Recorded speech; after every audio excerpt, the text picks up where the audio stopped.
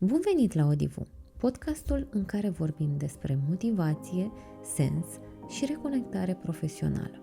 Eu sunt Raluca Răduță, coach transformațional și consultant în design thinking.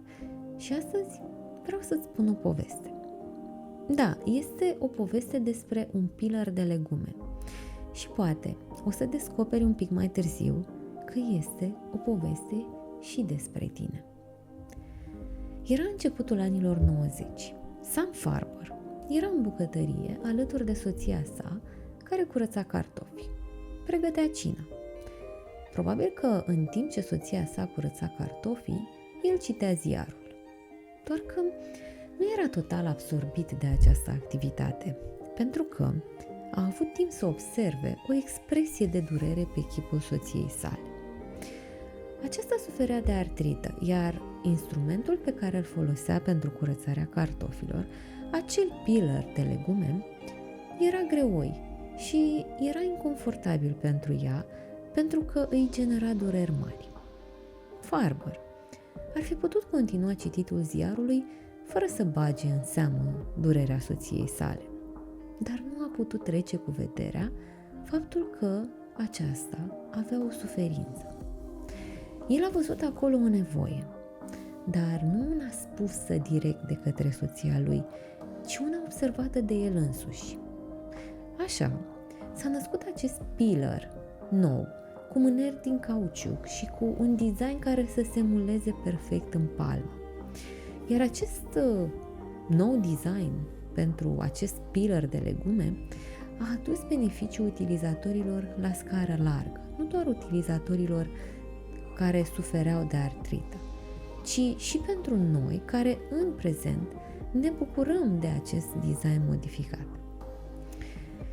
Și iată că ți-am dat deja cel mai clar exemplu de mod în care este aplicat design thinking-ul. Dar ce este design thinking și ce legătură ar putea avea acesta cu tine?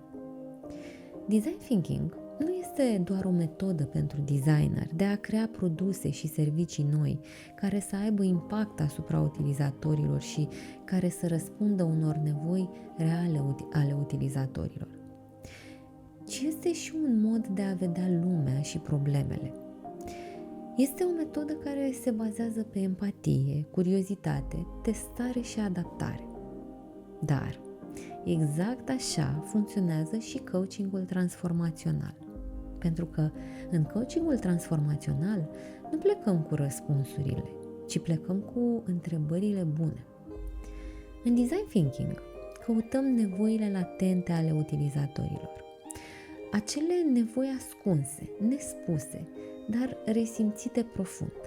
Aceste nevoi latente ne fac să avem cele mai inovative idei, astfel încât să putem să creăm produse și servicii care să răspundă unor nevoi reale ale utilizatorilor. În coaching, ghiși ce? Facem același lucru, adică căutăm nevoile latente. Pentru că, de multe ori, ceea ce crezi tu că este problema, nu este cu adevărat problema, dar poate fi într-adevăr suprafața problemei. Până acum am vorbit de un pilar de legume, despre nevoile latente și despre design thinking ca instrument de transformare.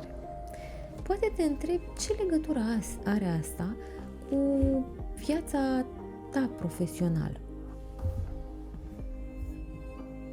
Și aș vrea să fac un pas mai departe, să vorbim despre cum anume te simți în jobul tău de zi cu zi. Poate și tu simți un disconfort la job. Nu este ceva pe care să pui degetul și să spui, uite, asta mă deranjează. Sau poate îți spui des, urăsc jobul ăsta. Colegii mei sunt pur și simplu insuportabili. Poate e o oboseală care nu trece cu somn. Poate e frustrarea că nu te mai regăsești. Dar nu poți numi exact ce este în neregulă cu tine. Și pe deasupra, nimic nu se vede în exterior. În exterior se vede aceeași implicare, eficiență și performanță, doar că în interior s-a instalat o amorțeală. Nu te mai bucură nimic din ceea ce faci și tot ceea ce faci pe pilot automat. Dar dacă ți-aș spune că cel mai probabil nu este despre lipsa de motivație și nici măcar despre epuizare așa cum crezi și nici măcar despre productivitate, tot așa cum crezi, pentru că tu, de fapt, cauți noi și noi instrumente ca să devii mai productiv.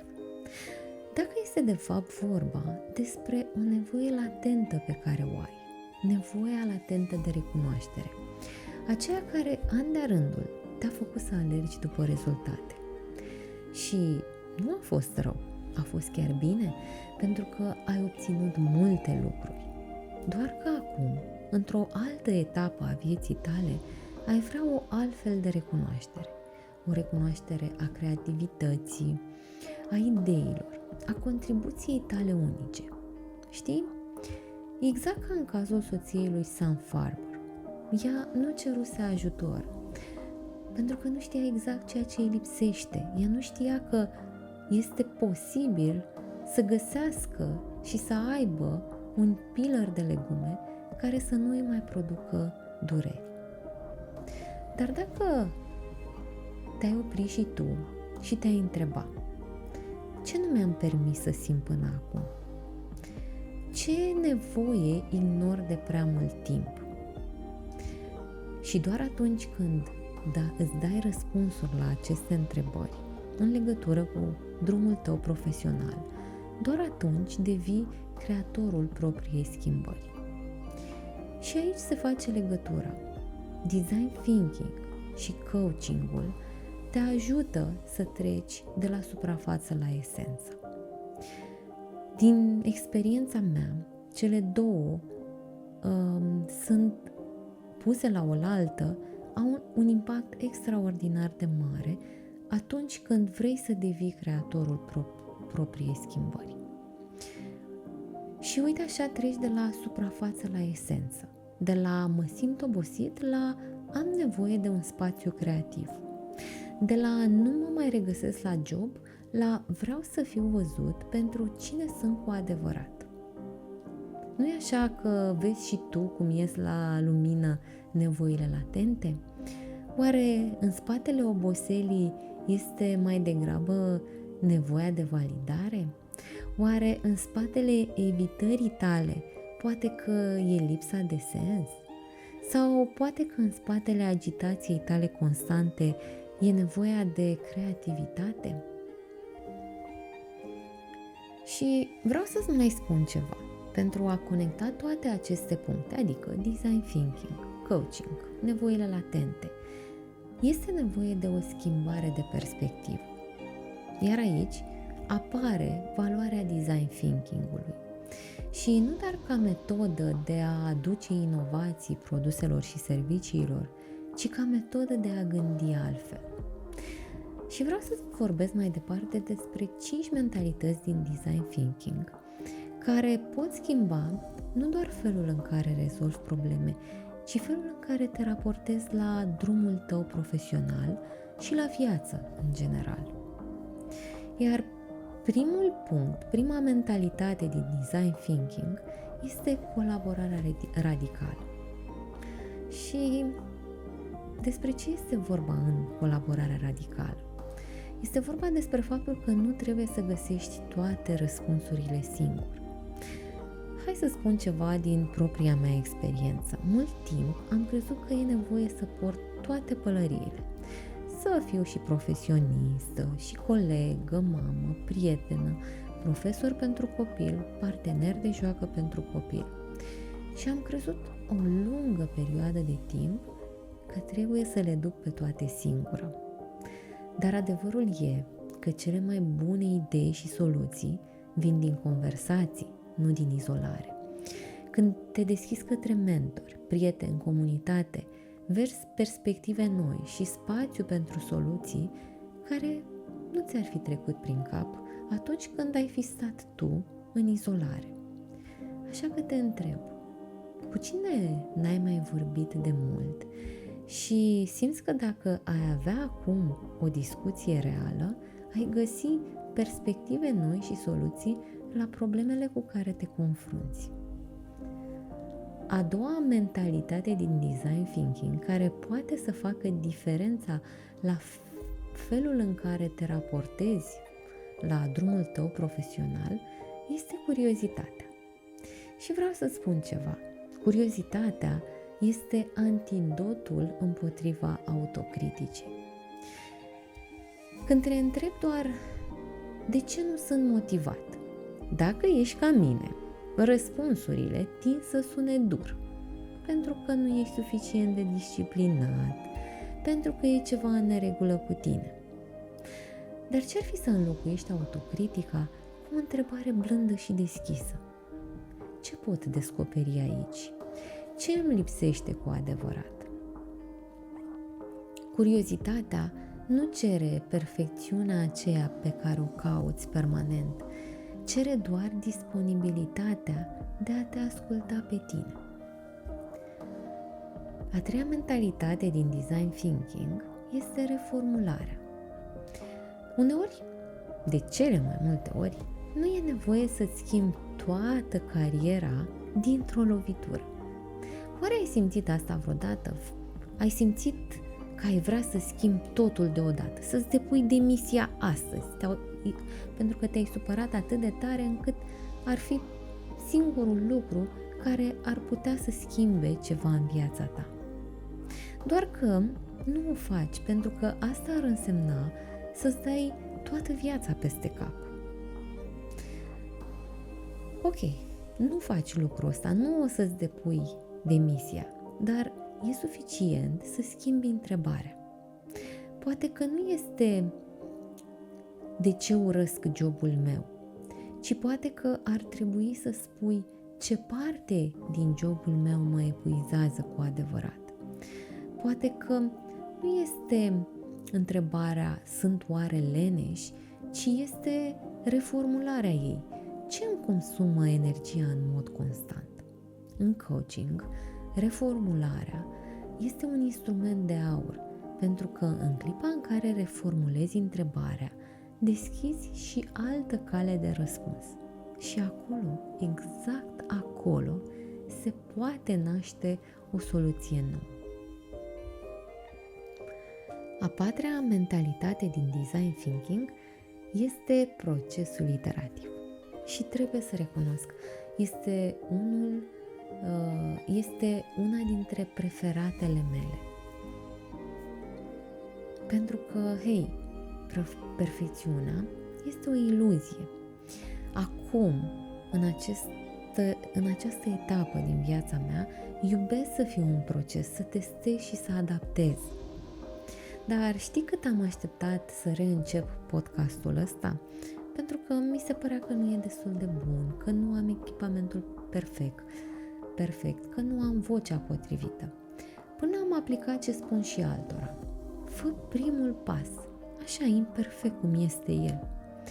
Procesul iterativ înseamnă să testezi, să ajustezi, să înveți din mers, să nu mai aștepți acea variantă finală a ta și să-ți dai voie să fii work in progress. Și nu este ușor întotdeauna, pentru că odată ce ai tendința aceasta către perfecționism, o să îți dorești tot timpul să faci lucrurile la fel. Doar că atunci când devii conștient de faptul că e nevoie doar să faci primul pas și să dai drumul acelei energii creatoare, o să vezi că o să fie mai ușor. Așa că te întreb și pe tine, ce lucru ai putea testa chiar așa imperfect cum este săptămâna asta? Și a cincea mentalitate din design thinking care poate schimba felul în care te raportezi la drumul tău profesional este orientarea către acțiune.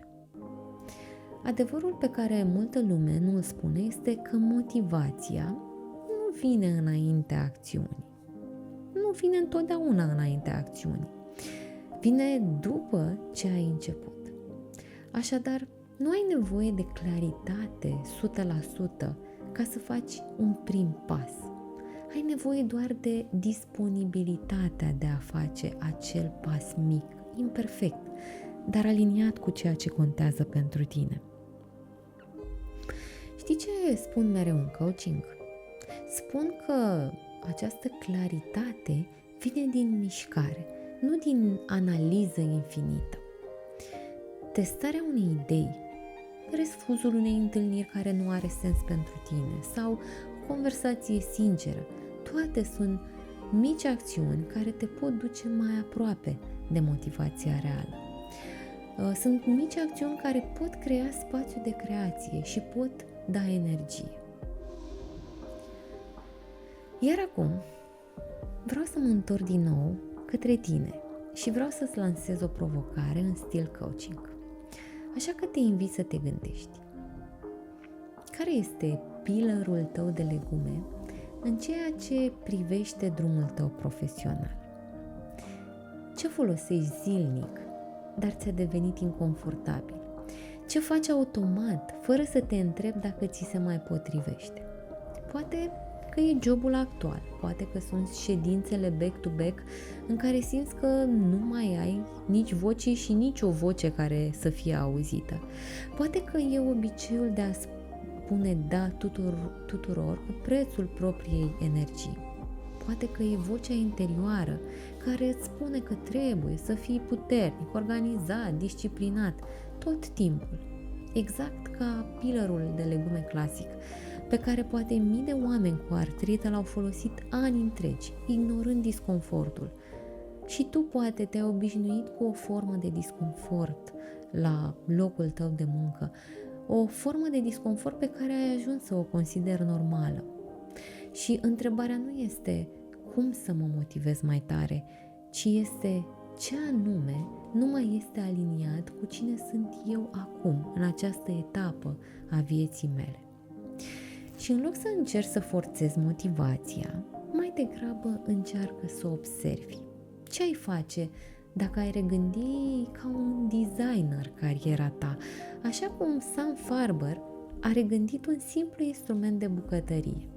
Așa că e asta cu tine. Care este pillarul tău de legume?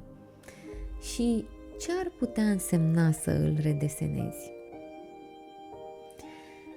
Cam atât am avut pentru astăzi. Dacă simți că a venit momentul să afli ce e în spatele amorțelii și disconfortului pe care le simți la locul de muncă, hai să explorăm împreună.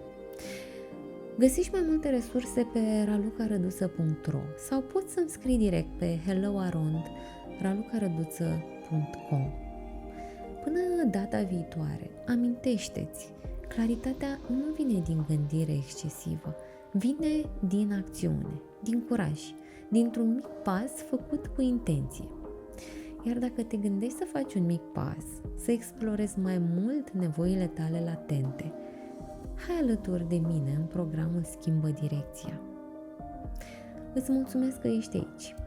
Și nu uita, nu ești robot, ești un om și motivația ta are nevoie de grija ta, nu de critică. Ne auzim curând. Rock it with grace.